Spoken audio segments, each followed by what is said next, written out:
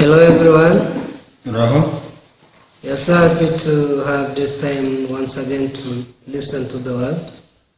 Tunezere muri akanya kumva ijambo ry'Imana. So before we begin, let us pray. Mbere yuko dutangira reka dusenge. Dear Lord, we thank you. Mwami turagushimira. Thank you for your preparation. Tugushimiye kubw'ibyo waduteguriye. You have prepared such a time for us to listen to your word continuously despite the difficulties we have been facing.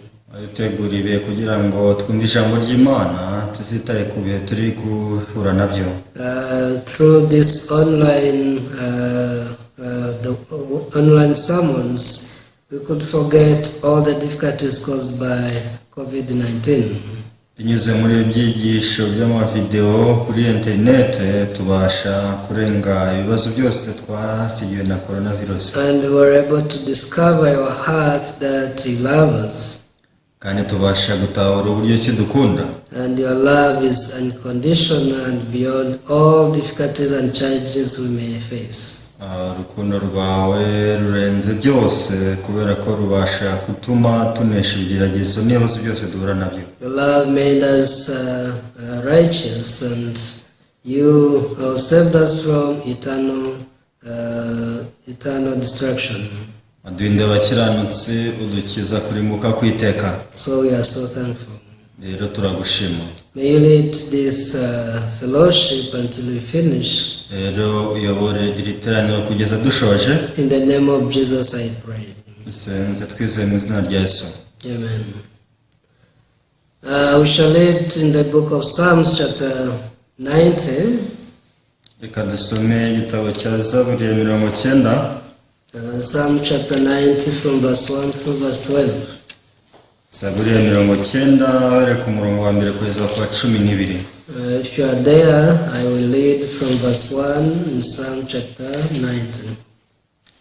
Zaburi ya 90 umurongo wa mbere kugeza ku 12. The Bible says, Lord, you have been our dwelling place in all generations. Mwami ibihe byose wahoze uri ubuturo bwacu. Before the mountains were brought forth, or ever you had formed the earth and the world, even from everlasting to everlasting you are God. Imisozi itaravuka utararamukwa isi n'ubutaka uhereye iteka ryose ukageza iteka ryose. You turn man to destruction and say, return, O children of men. Uhindura abantu umukungugu kandi ukavuga uti bana b'abantu musubireyo. For 1,000 years in your sight are like yesterday when it is past, and like a watch in the night. Kuko imyaka 1000 mu maso yawe imeze nk'umunsi w'ejo washize cyangwa nk'igicuku cy'ijoro. You carry them away like a flood. They are like asleep. In the morning they are like grass which grows up. Ubajyana nk'isuri bameze nk'ibitotsi bukeye bameze nk'ibyatsi bimera. In the morning it flourishes and grows up. In the evening it is cut down and withers. Mu gitondo birera bigakura nimugoroba bigacibwa bikuma. For we have been consumed by your anger, and by your wrath we are terrified. Natwe uburakari bwawe bwatumazeho umujinya wawe waduhagaritse imitima. You have set our iniquities before you, our secret sins in the light of your countenance. Washyize ibyo twakiraniwe imbere yawe n'ibyaha byacu byahishwe wabishyize mu mucyo wo mu maso hawe. For all our days have passed away in your wrath. We finish our years like a scythe. Kuko iminsi yacu yose ishize tukiri mu mujinya wawe, imyaka yacu tuyirangiza nko gusuhuza umutima. The days of our lives are 70 years, and if by reason of strength they are 8 years, yet their boast is only labor and sorrow, for it is soon cut off, and we fly away. iminsi y'imyaka yacu ni imyaka 70, ariko kandi nitugira intege nyinshi ikagera kuri 80, nyamara ibyiratwa byayo ni imiruho n'umubabaro. Kuko ishira vuba natwe tukaba tugurutse. Who knows the power of your anger? For as the fear of you, so is your wrath. Ninde uzi imbaraga z'uburakari bwawe akamenya umujinya wawe ko wowe ukwiriye kuba kubahwa. So teach us to number our days that we may gain a heart of wisdom. Utwigishe kubara iminsi yacu uburyo butuma dutunga imitima y'ubwenge. Yes, so I've read up to verse 12. Yego tugejeje ku murongo wa 12. Starting from 2019 December, we faced this pandemic called COVID-19. Guhera mu kwezi kwa 12 twatangiye guhura n'icyorezo cya coronavirus. Of course, it's the world, because in Rwanda it reached in March.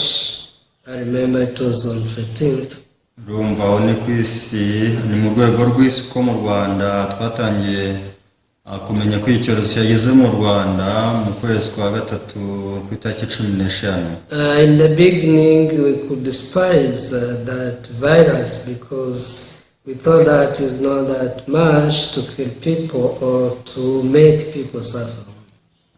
Bigitangira ntabwo twari tuyitayeho cyane tuyiha agaciro kuko tutumvaga uburyo cyica abantu cyangwa se bibabaze. As you know, these days there is a development in all sectors of human life, including the healthy methods. Ubu rero hajeho iterambere mu bijyanye n'ibisata bishinzwe amagara y'umuntu. We have advancement of technology. Ikoranabuhanga ryateye imbere. But all this knowledge of men couldn't stop for this virus. Ariko ubwo bumenyi bwose bwa muntu ntabwo bwabashe guhagarika icyorezo cya coronavirus. Starting from the great countries, they knelt down before this COVID-19. Uhereye ku bihugu bikomeye ku isi nabyo rwose byaramanitse imbere ya coronavirus. And I thought about this, I've seen that now God put us on the same balance. Ibyo siyo mbitekerejeho nsanga Imana yadushyize ku munzani umwe. We are the people who cannot help but get destroyed, unless God help us. Abantu batagira ikindi bakorera usibye kurimbuka, usibye igihe Imana idufashije. When you read the Bible teaches us who we are clearly. Yusomye Bibiliya rero aho ngo no tubonera abo turi bo neza. But so many people are deceived into thinking that they are great. Ariko abantu benshi barashukwa bakibwira ko bahambaye. But who is man before God? Ariko se ninde turi bandi imbere y'Imana? When you read the Bible, man is compared to the dust. Yusomye Bibiliya birigeranya umuntu n'umukungugu hasi. Man is compared to the grass. Man igeranya umuntu n'ubwatsi. Man is compared to the flower of the field. Umuntu ageranywa n'uburabyo bwo ku gasozi. When you read the book of Isaiah chapter 40, Yusomye igitabo cya Isaya igice cya 40. Yes, Isaiah chapter 40 verse 6 through 8. Isaya igice cya 40 n'umurongo wa 6. What does the Bible say here? Ese Bibiliya avuga iki? Verse 6 said, the voice said, cry out, and he said, what shall I cry? All flesh is grass, and all its loveliness is like the flower of the field. Ijwi ryaravuze ati rangurura, maze abaho ubaza ati ndarangurura iki? Abantu bose bameze nk'ubwatsi, n'ubwiza bwabo bwose bumeze nk'uburabyo bwo ku gasozi. The grass withers, the flower fades, because the breath of the Lord blows upon it. Surely the people are grass. Ubwatsi buraraba, uburabyo bugabanguka, kuko umwuka w'Uwiteka buhushyeho. Ni ukuri abantu ni nk'ubwatsi. The grass withers, the flower fades, but the word of our God stands forever. ubwatsi buraraba uburabyo bugabanguka ariko ijambo ry'Imana yacu rizahora iteka ryose. Yes, as we read these verses, we can see how God considers men. Iyo usomye Bibiliya ubona uko Imana ifata umuntu. Man is useless. Umuntu ntacyo ari cyo. He can't do anything unless God helps him. Nta kindi yakora usibye gusa Imana imufashije. Man is just like the grass, and even his loveliness or beautiness, his beauty, is like the flower of the field. Umuntu ameze nk'uburabyo kuko uburabyo buraraba kandi bukuma. And when you check, God says this because all these things are not like things to rely on. Iyo usomye rero ibi usanga Imana yarabonye ko ari ibintu bitakwiringirwa. Because the grass withers and the flower fades. Kuko ubwatsi buruma uburabyo bukaraba. That's how man is. Uko niko umuntu ari. Even when he's at the stage of his great beauty, he is still like the flower of the field.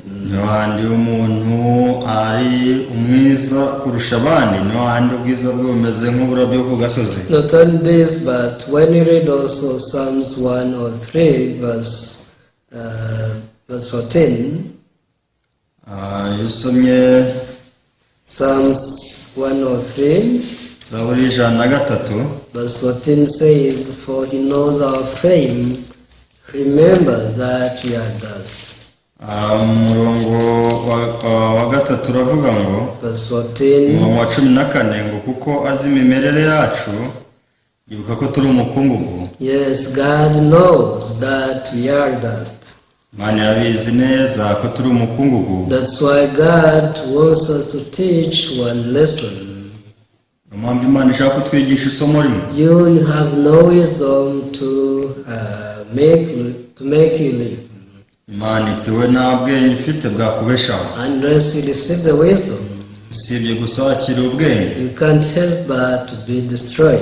nta kintu cyakuba usibye kurimbuka. But so many people, they don't think like this. Ariko usanga abantu benshi atari uko batekereza. Even when it comes to the salvation, Iyo bigeze ku gakiza they think we can do something to go to heaven. usanga batekereza ko hari icyo bakora ngo bajye mu ijuru. But such ideas are foolishness. Ariko ibitekerezo nk'ibyo ni iby'ubupfapfa. Because there is only one way to go to heaven. Kuko hari inzira imwe yonyine yo kujya mu ijuru. That is receiving the forgiveness of sins. Nta kindi ni ukwakira imbabazi z'ibyaha. And how can man receive forgiveness of sins? Ese ni gute umuntu yakwakira imbabazi z'ibyaha? Unless he receives the wisdom of God. Si ibyo yakira imbabazi ubwenge bw'Imana. He can never believe in God using his wisdom. Ntabwo dushobora kwizera Imana n'ubwenge bwayo. When you read 2 Timothy chapter 3, Dusomye Timoteyo wa kabiri ibice bitatu. 2 Timothy chapter 3 verse 15, Timoteyo wa kabiri ibice bitatu umurongo wa 15. verse 15 says, "And that from childhood you have known the Holy Scriptures, which are able to make you wise for salvation through faith which is in Christ Jesus." Kandi uzi yuko uhereye mu buto bwawe amenya ibyanditswe byera bibasha kukumenyesha ubwenge bwo kukuzanira agakiza gashwe no kwizera Kristo. Everyone, do you want to go to heaven? Ese mwashaka kujya mu ijuru? Do you want to receive forgiveness of sins? Ese ushaka kwakira imbabazi z'ibyaha? Listen to the word. Nta kindi wumva ijambo ry'Imana. Listen to these scriptures. Wumve by'iki cyanditswe. Because inside the scripture there is the heart of God, there is the wisdom of God. Kubera ko mu byanditswe harimo umutima w'Imana, ubwenge bw'Imana. And once people receive this wisdom, they receive eternal life. Iyo abantu bakira ubwenge bakira ubugingo buhoraho. This wisdom makes them wise for salvation through faith. Ubwenge bagira abanyabwenge buzanira agakiza kubwo kwizera. So who can say that he is as righteous as God unless he receives God's wisdom? Sininde wamenya ko ruwera nk'Imana usibye yakira ubwenge bwayo. All of us, we tend to say that we are sinners. igihe cyose usanga bitworera kuvuga ko turi abanyabyaha, And this thought matches with our conscience. kandi rwose ibitekerezo bihanijwe n'imitima yacu, Because once we see ourselves, we find that we are sinners indeed. kubera ko iyo twirebye n'amaso yacu tubona ibyaha dukora. But who can testify that he is righteous? Ese ubwo ninde wahamya ko ari umukiranutsi? Righteous as Jesus, as righteous as God. Umukiranutsi nk'uko Imana Yesu ari. Unless you receive this wisdom from the scripture, utakira ubwenge buva muri Bibiliya, to realize that you are nothing but dust, kumenya ko nta kintu cyose umukungugu, you are nothing but grass of the field. kumenya ko nta kintu cyose urabyo ku gasozi. Even your goodness is nothing but like the flower, ni neza yawe imeze rwose nk'uburabo, because your goodness, your righteousness, they fade away. kubera ko uko kwera ndetse n'uko gukiranuka bishiraho. When you read Isaiah 64 verse 5, Yesomye Yesaya 4:5, the Bible says that such righteousness is like filthy rags. Yesaya 3:4 avuga ngo uko gukiranuka kumeze nk'ubushwambagara bwambaye ibizinga. So God is telling us this to know our position. Imana itubwira ibyo kugira ngo tumenye ishusho yacu. We are not wise. Ntabwo turi abanyabwenge. We are not righteous through our deeds. Ntabwo turi abakiranutsi biturutse mu mirimo yacu. But how can we go to heaven?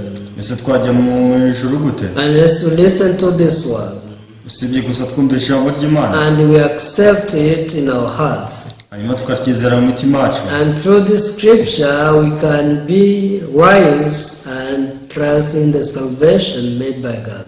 Hanyuma kubwo kwa gukiranuka ukaba umunyabwenge, bwa bwenge bukuzanira agakiza kavuye ku Mana. Everyone, God wants us to live with his heart. Imana yashaka ko tubana n'umutima wayo. God wants us to discover his heart Imana yashaka ko dutahura umutima wayo, and receive it and live with it. tukabana nabwo tukabugendana. That's why he wrote this Bible. Niyo mpamvu Imana yanditse ino Bibiliya. And through the Bible, through the scriptures, we can find out the wisdom of God and his heart. Rero binyuze muri Bibiliya mu byanditswe dushobora gushakamo ubwenge bw'Imana, umutima wayo. And this wisdom, first of all, it leads us to salvation, that is forgiveness of our sins. Bwa bwenge butuyobora ku gakiza gaheshwa no kwakira imbabazi z'ibyaha. Once we discover that, we can't do anything to go to heaven apart from believing the works of Jesus. Tumenye iyo tugezeho twibwira ngo kujya mu ijuru ntibishoboka usibye gusa twizeye amaraso ya Yesu Kristo. That is the point of wisdom to make us righteous. Iki ni cyo gihe twakira ubwenge buduhindura abakiranutsi. How does it work? Ese bikora bite? When you read 1 Corinthians chapter 1, Kadusoma Abakorinto ba mbere igice cya mbere. 1 Corinthians chapter 1 verse 13. Igitabo cy'Abakorinto ba mbere igice cya mbere umurongo wa 30. Here the Bible says, but of him you are in Christ Jesus, who became for us wisdom from God and righteousness and sanctification and redemption. Niyo ibaha kuba muri Kristo Yesu waduhindukiye ubwenge buva ku Mana no gukiranuka no kwezwa no gucungurwa kugira ngo bibe nk'uko byanditswe ngo wirate Yesu. Yes, everyone, through the scriptures we are connected to the wisdom. Rero binyuze mu byanditswe tubasha guhuzwa n'ubwenge. And that wisdom is Christ Jesus. Kandi ubwo bwenge nta kindi ni Yesu Kristo. Jesus Christ becomes the wisdom for us, wisdom from God. Yesu niwe waduhindukiye ubwenge buva ku Mana. From that time we are connected with him. He becomes righteousness from God for us. Ubwicyo rero niwe waduhindukiye ubwenge buva ku Mana. And sanctification, even redemption. No kwera ndetse no gucungurwa. That's why you can testify that we are holy, we are righteous, we are as righteous as Jesus. Niyo mpamvu twavuga ko turi abakiranutsi ndetse abakiranutsi nk'uko Yesu ari. So people who get connected to this wisdom, they live happy. rero abashije guhuzwa na bwa bwenge baba bishimye. Even in the midst of difficulties, they can still rejoice. No muri bya bibazo bikomeye abantu bakomeza bakishima. Because always God shows them the wisdom to get out from such situation. Kubera ko Imana yaberetse ubwenge buryo ki bashobora kuva muri ibyo bihe. God is wise. Imana ni umunyabwenge. But you are foolish. Ariko twebwe turabaswa. But once a foolish person is connected to the wise one, ariko umuntu yari umuswa aramutse ahujwe n'ubwenge, he can also live like wise. nawe yabaho nk'uko. So today we read Psalm chapter 19. rero twasomye muri Yesaya 90, Zaburi 90. This is the prayer of Moses. Ni isengesho rya Mose. So when Moses was praying to God, Mose ubwo yasengaga Imana, he started in this way.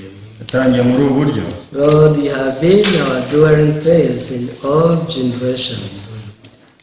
yatangiye avuga ati, mwami ibihe byose wahoze uri ubuturo bwacu. Before the mountains were brought forth, or ever you had formed the earth and the world, even from everlasting to everlasting you are God. Imisozi itaravuka, utararamukwa, isi n'ubutaka, uhereye iteka ryose ukageza iteka ryose niwe Mana. You turn men to destruction and say, return, all children of men. Ihindura abantu mu mukungugu kandi ukavuga uti, bana b'abantu musubireyo. Yes, God is almighty. Imana ishobora byose. God can also make us believe in Him. Imana yatuma tuyizera. Sometimes when we face difficulties, we think these are difficulties. Mwe duwe n'ibikomeye turavuga ati birakomeye. But God wants us to return to Him. Ariko Imana ishaka ko tuyigarukira. Even through difficulties, you can still find the love of God. No mu makuba ushobora gukomeza ukabonamo urukundo rw'Imana. All we need is to learn the wisdom of God. Icyo dukeneye ni ukomeza tugira urukundo rw'Imana. It's to receive that heart of God, that heart of His love.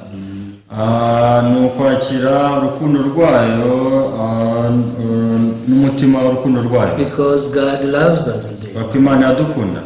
That's why He gave us Jesus Christ to make us righteous. Impamvu yaduhaye Yesu Kristo kugira ngo aduhindure abakiranutsi. Not only that, but He wants us to live together with Jesus all the rest of our life. Rero icyo gihe tubasha kubaho ubuzima bwacu bwose turi kumwe na Yesu. But when you read verse 11, Yesu ni umurongo wa 11. the Bible asks, who knows the power of your anger? For as the fear of you, so is your wrath. Ninde uzi imbaraga z'uburakari bwawe bakamenya umujinya wawe uko wowe ukwiriye kubahwa. Always God leads us to obey Him Igihe cyose Imana itubura kwizera and to fear Him. no kuyitinya. Many times we fear the situation Igihe kinini usanga dutinya ibihe. and we fear the future. Tugatinya ahazaza. As we live with this fear, we can't help but to despise God.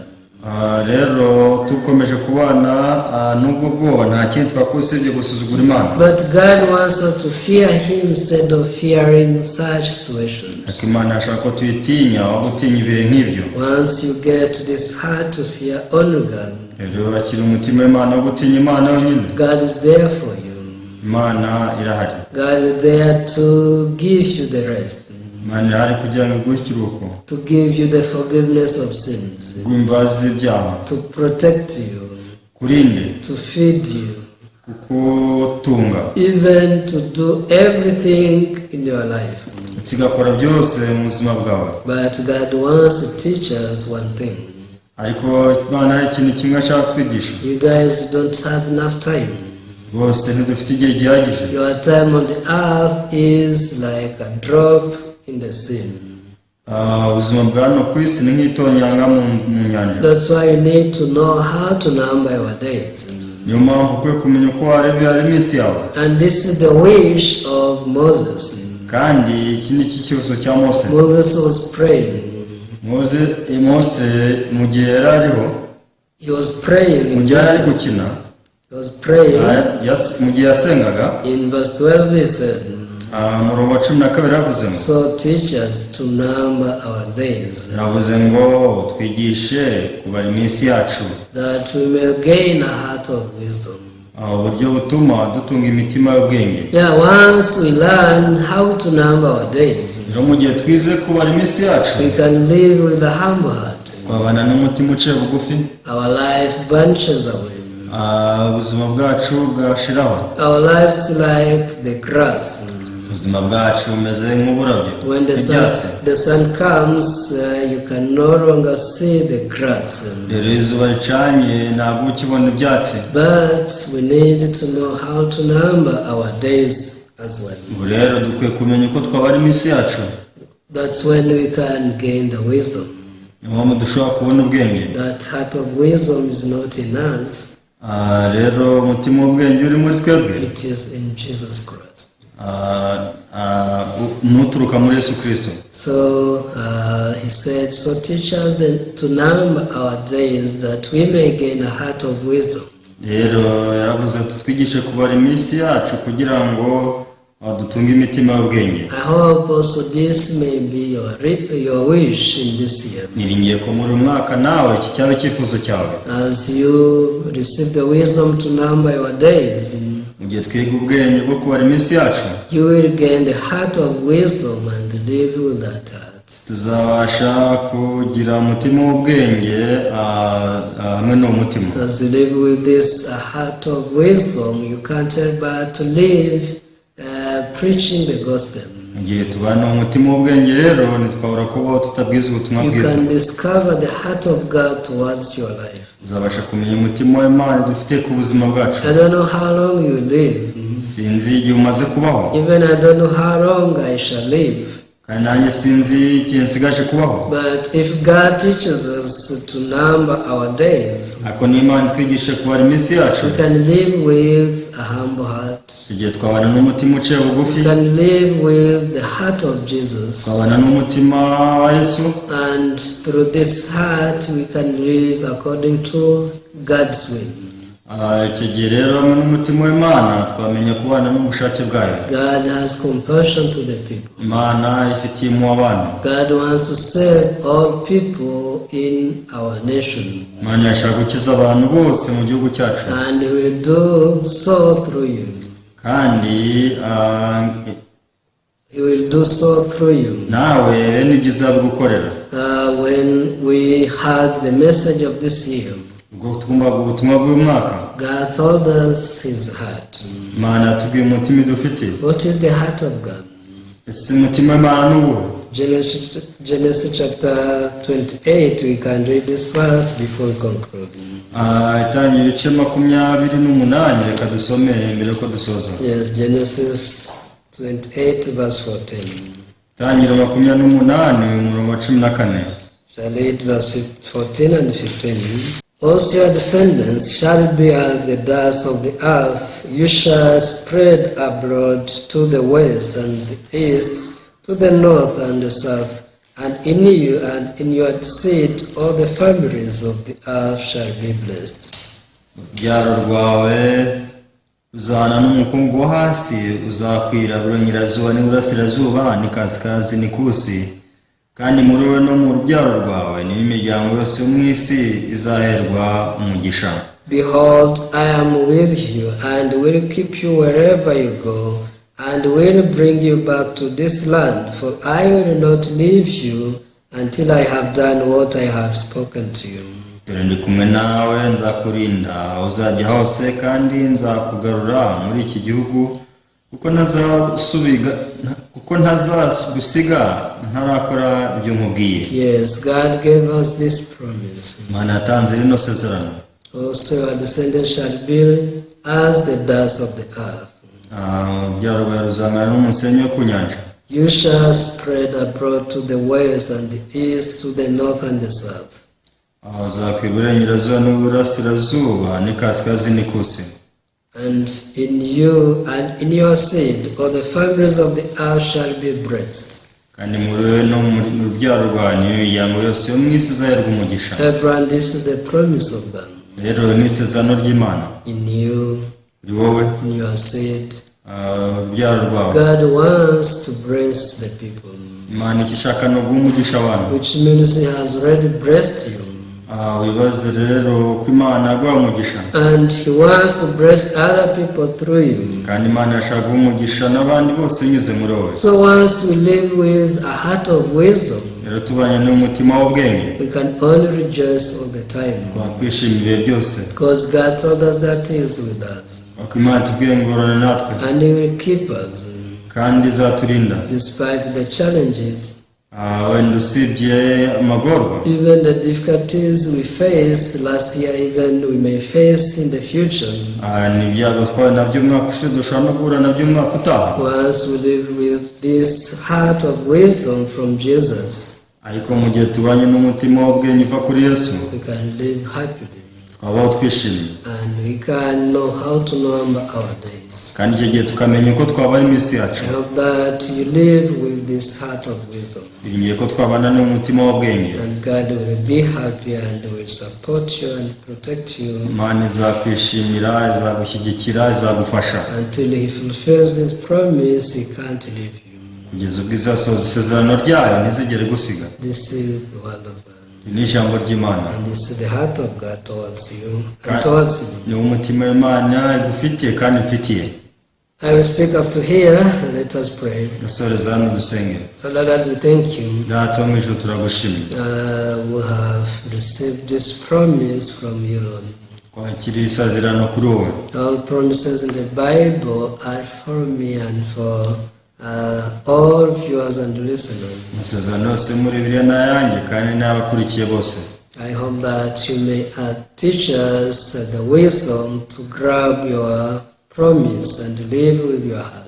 Iringiye ko waduha isezerano ryo gufasha imitima yacu ikayishyigikira. People despise the word of God and they live under condemnation, saying that they are sinners. Abantu birengagiza isezerano ry'Imana bakaba biciraho iteka ko ari abanyabyaha. So the word says that Jesus became for us wisdom from God, even righteousness. Kubera ko birivuga ngo Yesu yaduhindukiye ubwenge buva ku Mana no gukiranuka no kwezwa. Those who don't believe, they still say that they are sinners. Nyamara batabyizera bagikomeza kuvuga ko ari abanyabyaha. But to those who believe your word, they can't help but to say that they are righteous, even as righteous as God.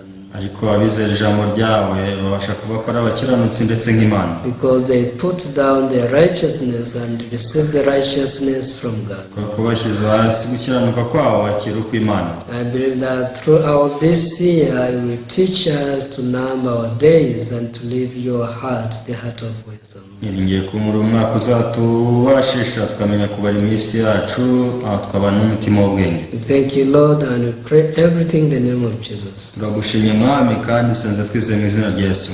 Amen. Thank you very much. Murakoze, See you next time. aho utaha.